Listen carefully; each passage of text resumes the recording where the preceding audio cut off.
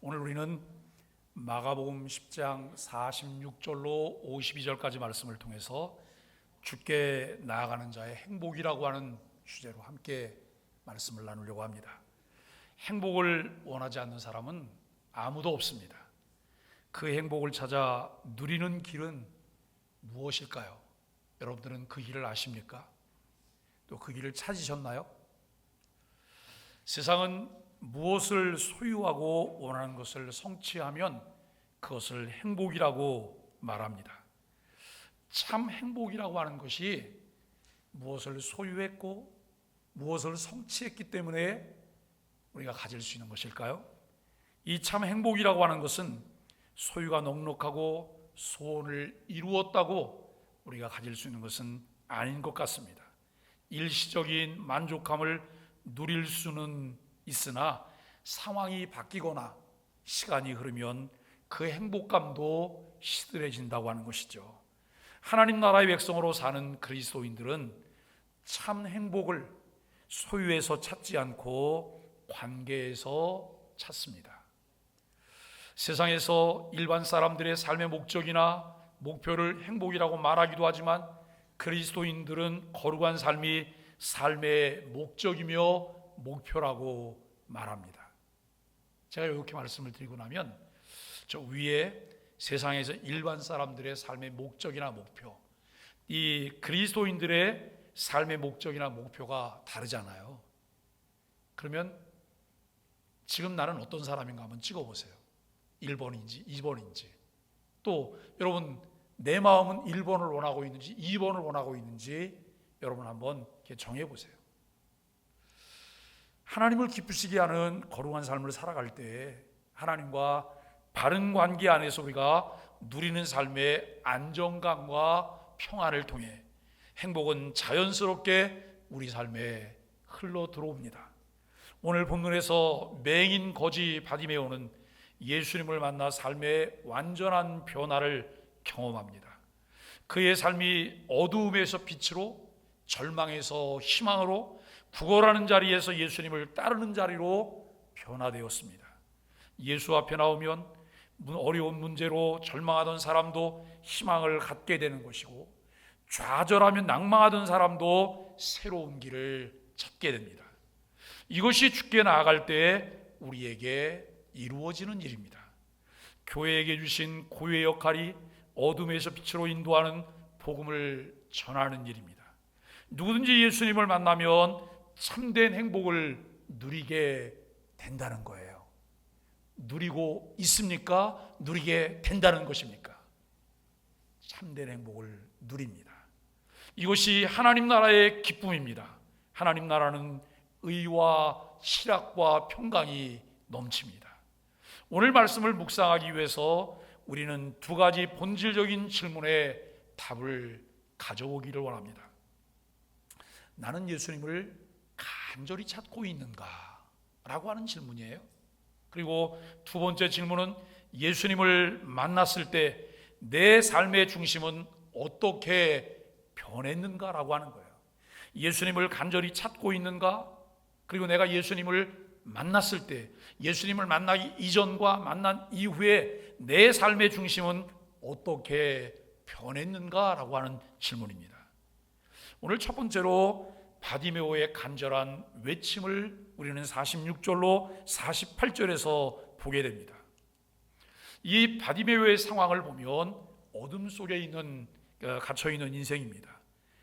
이 바디메오는 맹인이었어요. 시력장애인이었고 그리고 그는 거지였습니다. 육체적으로 앞을 볼 수 없었고 경제적으로 아무것도 가질 수 없었으며 사회적으로 사람들에게 무시당하는 처지였음을 성경은 말씀하고 있습니다. 절망적이며 아무런 희망도 가질 수 없었습니다. 그는 인생의 가장 낮은 자리에서 살아가고 있었습니다. 하지만 그의 마음속에는 변화에 대한 간절한 소망이, 열망이 있었습니다.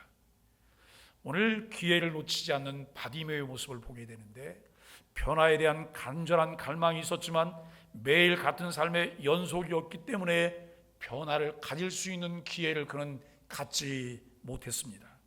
그러던 어느 날 그는 예수님에 대한 소식을 듣게 되었습니다. 그 예수님을 만나면 자신에게도 어떤 변화가 일어날 수 있을 것이라고 하는 기대를 갖게 되었습니다. 그러다 예수님이 여리고를 지나가신다는 소식을 듣자 아무것도 보이지 않지만 그는 온 힘을 다해서 소리를 지르기 시작합니다. 다윗의 자손 예수여, 나를 불쌍히 여기소서. 다윗의 자손 예수여, 나를 불쌍히 여기소서라고 그가 외칩니다. 이것은 단순한 외침이 아닙니다. 간절한 열망이며 믿음의 선포였습니다. 그야말로 그의 모든 삶을 담은 절규였다고 말해도 틀린 말이 아닐 것입니다. 어디서 들어서 알게 되었는지는 알 수 없으나 바디메오는 예수님을 다윗의 자손이라고 말합니다. 여러분, 다윗의 자손이라고 하는 말은 그가 메시아라는 말이에요. 이 바디메오가 예수님을 메시아로 고백하며 은혜를 구합니다. 나를 불쌍히 여기소서. 여기 여러분, 나를 불쌍히 여긴다고 하는 것, 은혜가 아니면 긍휼히 여김을 받을 수가 없어요. 단순히 불쌍히 여긴다고 하는 것은 동정한다는 말이 아니에요. 참 안 됐구나, 어떻게 하면 좋을까, 이런 정도가 아니에요. 긍휼히 여긴다는 거예요. 그것을 함께 공유하고 공감하고 그 아픔들을 나눈다고 하는 그런 마음이죠. 바디메오는 자신은 아무것도 아닌 비천한 존재지만 하나님의 긍휼이 필요함을 고백합니다.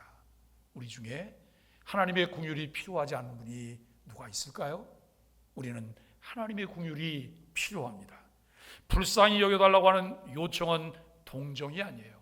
구원해달라고 하는 요청입니다. 나를 살려달라고 하는 그런 요청이기도 합니다. 예수님을 구경하던 사람들은 바디메오의 외침에 귀찮고 시끄러워서 바디메오를 조용히 시키려고 합니다. 왜냐하면 그들은 예수님을 통한 구경거리는 보고 싶지만 이 아픔을 당하고 고통을 당하고 있는 그의 외침은 그들과는 아무런 관계가 없다고 생각하기 때문이에요. 사랑하는 여러분, 공동체가 무엇일까요? 공동체는 공감하고 공유하는 거예요. 공감하고 공유하는 것, 같은 정서를 가지고 같은 목표를 향해서 함께 나아가는 이 단체를 공동체라고 우리가 말하게 되는 것이죠.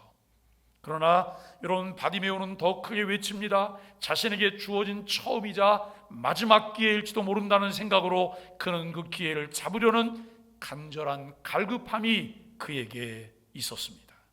누가 은혜를 받을 수가 있을까요?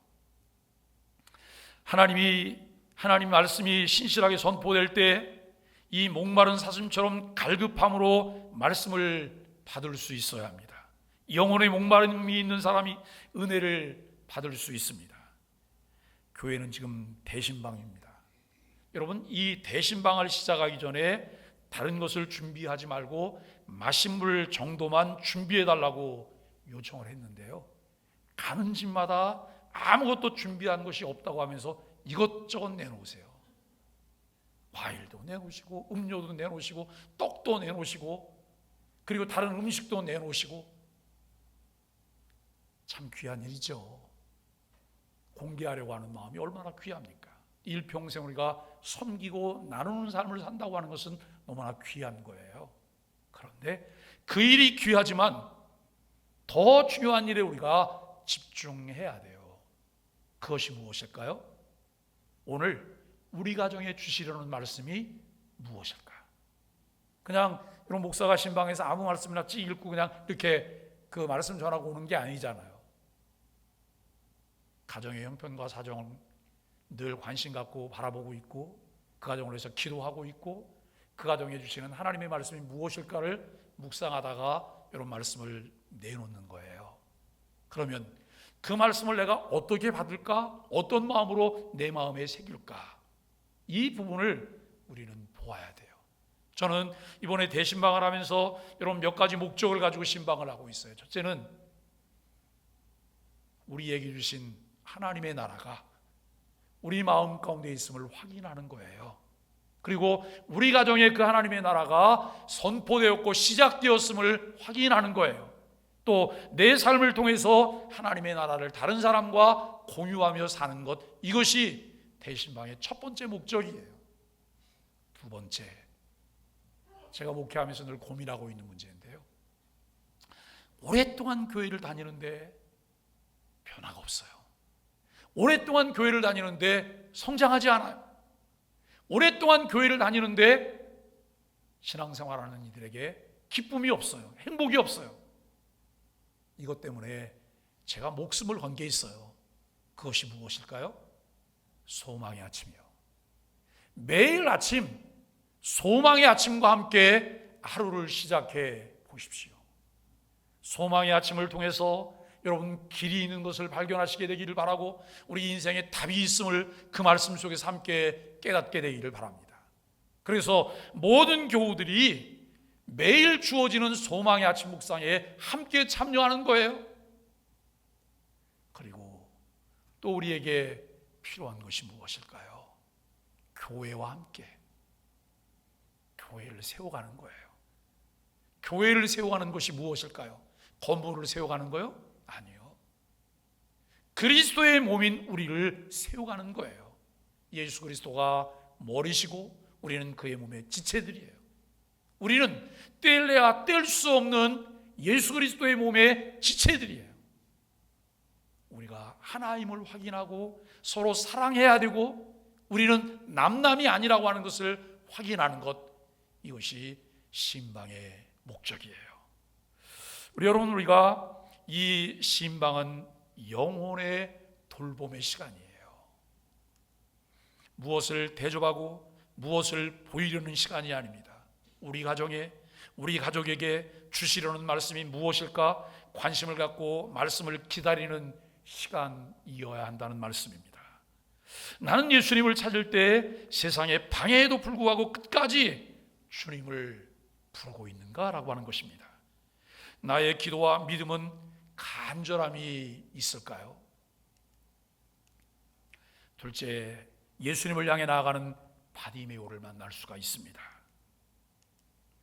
예수님께서 이 바디메오의 외침을 들으셨어요. 그에게 응답하세요. 예수님이 가시던 길을 머물러 서서 그를 부르십니다. 주변에 있는 사람들은 바디메오 외침을 들으면서 조용하라고, 시끄럽다고, 왜 이렇게 귀찮게 하냐고 말하지만, 예수님은 맹인 거지 바디메오의 외침에 예수님이 반응하십니다. 예수님께서 머물러 서서 그를 부르시니 라고 49절에서 말씀하고 있습니다. 여기에서 우리는 중요한 진리를 발견합니다. 예수님은 우리의 부르짖음을 외면하지 않으시고, 예수님은 멈추시고 우리를 부르십니다. 여러분, 그 사실을 믿으십니까?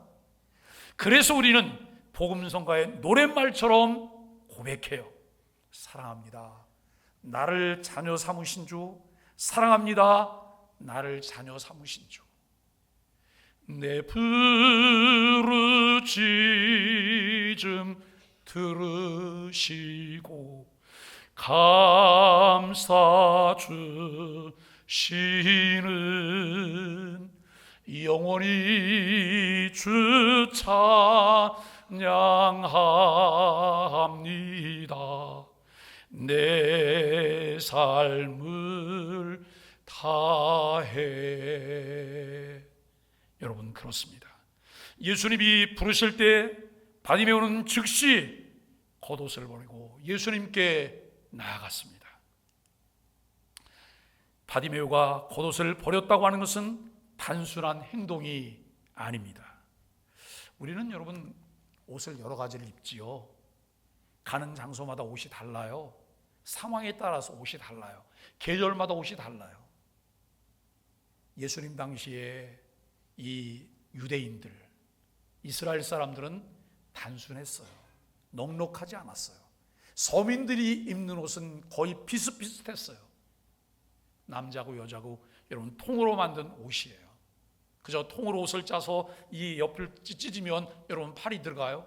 그리고 이 머리 있는 데는 머리만 나오면 되는 거예요. 어느 때는 통옷을 입고 안의 옷을 다 생략하는 사람도 있어요. 왜요? 넉넉지 않으니까 그냥 치부만 가리면 돼요. 그런데 좀 넉넉한 사람은 이 통옷의 용도가 다양해요. 추울 때는 이것이 이불이 되기도 해요. 그리고 어떤 물건이 있을 때에는 이 물건을 담을 수 있는 자루로 사용하기도 해요. 여러분, 맹인 거지 바디메오가 겉옷이 여러 번 있었을까요? 여러 번 없었을 거예요. 그는 단벌 거지 신사였을 거예요. 그런데 여러분, 그가 겉옷을 버렸어요. 이것을 단순한 행동이라고 말할 수는 없습니다. 그의 겉옷은 그의 전 재산입니다. 그의 보호막입니다. 그의 익숙한 환경이었습니다. 그러나 그는 예수님께 나아가기 위해 모든 것을 버렸습니다. 대단한 결단이 그에게 일어났습니다. 이것은 부자 청년과의 극명한 대조를 보입니다. 부자 청년은 재물을 포기하지 못해 예수님을 떠났지만 바디메오는 자신이 가진 마지막 것조차 다 버리고 예수님을 따랐음을 알게 됩니다. 나는 예수님을 따르기 위해서 무엇을 내려놓아야 할까요? 주일날 교회 가려고 하면 이게 걸리고 저게 걸리고, 뭘 하려고 하면 이것도 걸리고 저것도 걸려요. 우선순위를 정하세요. 무엇이 더 가치 있는지를 깨닫게 되기를 바랍니다. 무엇에 남은 나의 생애를 쏟아붓는 것이 가장 가치 있는 것일까를 생각하면서 그것에 우리의 마음을 쏟아 놓으셔야 돼요. 내가 붙들고 있는 것이 예수님께 나아가는데 장애가 되고 있지 않은가라고 하는 질문을 우리가 하면서 그 질문에 대답을 내어놓아야 합니다. 세 번째는 바디메오의 치유와 변화입니다. 예수님께서 바디메오를 부르시고 그와 대면해서 그에게 예수님 말씀하십니다. 무엇을 원하느냐? 51절에 보면 내게 무엇을 하여 주기를 원하느냐라고 하는 질문을 예수님이 하고 있습니다. 바디메오는 단순한 기적이 아니라 예수님의 은혜 자체를 간절히 원했습니다. 선생님, 보기를 원하나이다. 선생님, 보기를 원하나이다. 이것은 단순한 육체적 시력 회복이 아니라 새로운 삶을 원하는 믿음의 고백이었습니다. 예수님께서 선언하십니다. 내 믿음이 너를 구원하였느니라. 예수님은 즉시 바디메오의 눈을 뜨게 하셨습니다. 그리고 이렇게 말씀하셨습니다. 내 믿음이 너를 구원하였느니라. 우리는 여기서 중요한 두 가지 진리를 배우게 됩니다. 하나는 구원은 믿음을 통해 주어진다는 거예요. 믿으시죠? 믿음은 구원을 통해서, 이 구원은 믿음을 통해서 우리에게 주어지는 거예요. 믿음이 구원의 능력을 만드는 것이 아니라 믿음을 통해 하나님의 은혜가 우리에게 임한다라고 하는 것을 알게 됩니다. 에베소서 2장 8절에 보니까 너희가 그 은혜를 인하여 믿음으로 말미암아 구원을 얻었나니 이것이 너희에게서 난 것이 아니오 하나님의 선물이라고 말을 해요. 구원은 믿음으로 얻어요. 그런데 그 믿음이 내 행위나 내 의지나 내 능력일까요? 아니요. 주님이 내게 주신 은혜로 말미암아 내가 믿게 돼요. 그 은혜로 말미암아 내가 그것을 받아들이게 돼요. 그 은혜로 말미암아 내가 믿고 결단을 해요. 그 은혜로 말미암아 내가 믿고 그대로 살아가요. 이것이 우리에게서 난 것이 아닌 하나님의 선물이라고 말씀하고 있습니다. 다른 하나는 구원받은 자는 예수님을 따르는 삶을 산다고 하는 거예요. 내 부르짖음 들으시고 감싸주시는 영혼이 주를 사랑한다고요. 어떻게 사랑한다고요? 내 삶을 다해 내 전인격으로 주님을 사랑한다고요. 그저 내 여러분 감정이 좀 이렇게 동해서 그 순간 마음이 붕 뜬 것처럼 그를 사랑한다고 고백하는 것이 아니에요.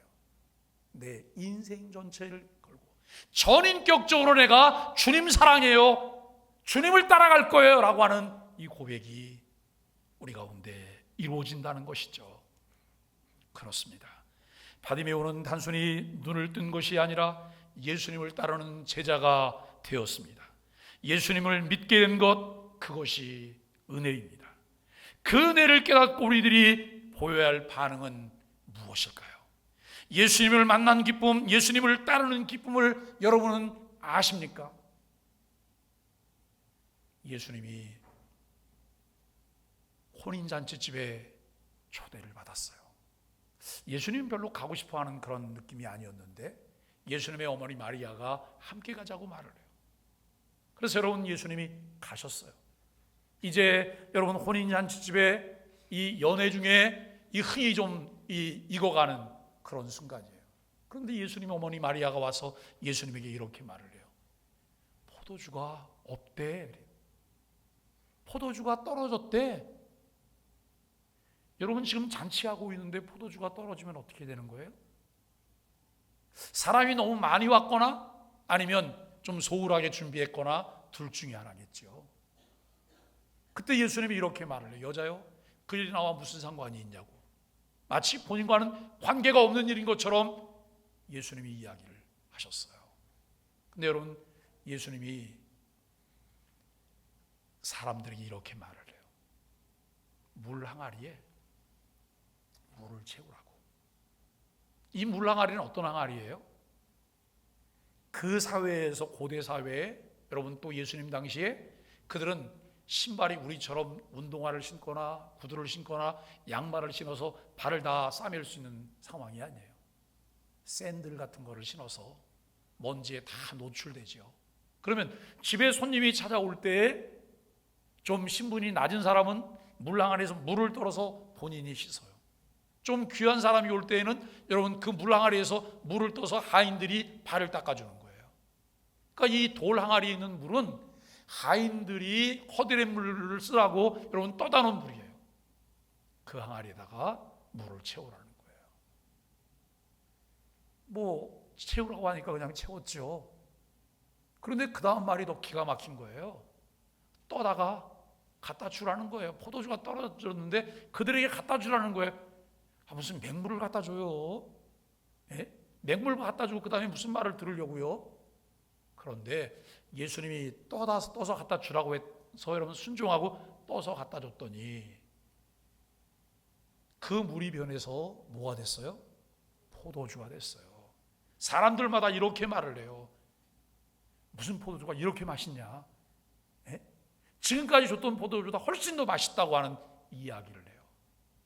이 상황을 어떤 사람만 알아요? 알 사람만 아는 거예요. 이 포도주가 어디서 나왔는지, 어떻게 제조가 됐는지 알 사람만 아는 거예요. 자, 여러분, 교회 나오시죠? 예수 믿으시죠? 예수 믿는 맛을 아세요? 예수 믿는 기쁨이 있으신가요? 신앙의 여러분, 그 기쁨이 내 마음 가운데 이루어진 하나님의 나라가 어떤지를 내가 경험하고 살고 계신가요? 이게 우리에게 매우 중요해요. 예수님을 만난 기쁨, 예수님을 따르는 기쁨, 이 기쁨이 우리 가운데 있어야 합니다. 참된 행복은 소유의 넉넉함이나 어떤 소원을 성취함으로 얻는 것이 아니에요. 관계를 통해서 우리들에게 자연스럽게 흘러 들어오는 거예요. 하나님의 은혜로 예수님을 만났어요. 예수님을 믿게 됐어요. 그리고 우리가 하나님의 자녀가 되었어요. 하나님의 사랑을 받게 되었어요. 그 사랑을 우리는 다른 사람들에게 끊임없이 나누게 돼요. 옆 사람을 한번 쳐다봐 주실까요? 이렇게 물어봐 주세요. 제 표정이 어떤가요? 한번 그렇게 물어봐 주세요. 제 표정이 어떤가요? 여러분, 이렇게 있다가 제 표정이 이렇게 우리가 사진 찍을 때처럼 그러지 마시고 제 표정이 어떠냐라고 하는 거예요. 예? 나를 보면 저 사람은 뭐가 저렇게 즐거울까? 뭐가 저렇게 행복할까? 그런 표정일까요? 아니면 마지못해 살지 못 죽지 못해 사는 것처럼 여러분 그런 표정이실까요? 오늘 우리는 소유가 아니라 관계를 통해서 우리들에게 정말 참된 기쁨이 주어진다는 사실을 우리가 분명하게 깨달아야 돼요. 오늘 말씀을 정리하며 우리는 또 다른 질문을 우리 자신들에게 던지며 답을 해보아야 합니다. 나는 예수님을 구할 때 단순한 문제 해결이 아니라 예수님 자체를 더욱 원하고 있는가라고 하는 거예요. 내가 예수님을 만난 이후 내 삶은 어떻게 변화되었는가? 오늘 여러분 이것이 숙제. 한번 생각해 보세요. 밥을 먹다가도 생각해 보고, 여러분 무슨 일을 하다가도 잠자기 전에도 생각, 자다가 깨서 여러분 일어나 앉아가고 생각도 해보시고, 내가 정말 예수님을 만났나? 예수님을 만났다면 예수님을 만나기 전과 만나고 난 이후에 나는 뭐가 달라졌을까? 예수님을 만난 기쁨이 내 삶 가운데 매일매일 더 극대화되고 있을까? 그래서 나는 행복합니다라고 고백하는 사람일까? 이 질문을 우리에게 스스로 해보셔야 합니다. 성경은 예수님을 만나기 전과 만난 후의 삶을 이야기합니다. 바울은 그리스도를 만나기 전에 소중하게 여겼던 모든 것들을 예수님을 만난 후에 배설물처럼 버리게 되었다고 말을 해요. 왜요? 예수 그리스도를 아는 지식이 가장 고상하기 때문이에요. 지금까지 내가 가지고 있던 것이 가장 귀한 줄 알았는데 새 것을 만났더니 이건 아무것도 아니에요. 이건 버릴 수 있는 거예요. 정말 내 삶 가운데 그런 역사가 일어났습니까? 예수님을 만난 후 어두움이 빛으로, 절망이 소망으로 바뀌며 세상을 바라보는 눈이 달라졌습니까? 여러분, 무엇이 참된 가치인지를 깨닫고 우리가 발견할 수 있게 되기를 바랍니다. 사랑하는 소망의 가족 여러분, 바디메오는 맹인이었고 거지였어요. 예수님을 만남으로 완전히 새로운 삶을 살게 되었어요. 예수님을 향한 간절한 열망과 믿음이 있었습니다. 세상에 어떤 방해와 장애물이 있더라도 더욱 예수님을 간절하게 찾고 부르십시오.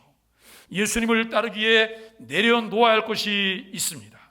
바디메오처럼 예수님을 따르기 위해 우리의 겉옷을 버려야 합니다. 예수님께 나오고 예수님을 따르는 삶이 진정한 행복입니다. 예수님을 만나고도 떠난 부자 청년과 달리 바디메오는 예수님을 따라갔습니다. 우리는 단순한 기적이 아니라 예수님과 함께하는 삶을 구해야 합니다. 절망적 상황의 해결자는 하나님뿐이십니다. 그러기에 성도는 하나님의 은혜와 긍휼을 항상 구해야 한다고 하는 것을 깨닫게 됩니다. 보기를 원하는 맹인 바디메오는 예수님을 향해서 나를 불쌍히 여겨주세요. 나를 불쌍히 여겨주세요. 나를 긍휼히 여겨주세요라고 그가 소리쳤습니다. 이는 자기 힘으로 아무것도 할 수 없다는 처절한 절망의 고백이요, 하나님만이 자신을 치유할 수 있다고 하는 소망의 외침입니다. 바디메오처럼 예수여 나를 불쌍히 여기소라고 외치며 주님의 도움을 구하다 예수님과 바른 관계를 통해서 하나님의 나라를 누리는 소망의 가족들이 되시기를 예수 그리스도의 이름으로 간절히 축복합니다.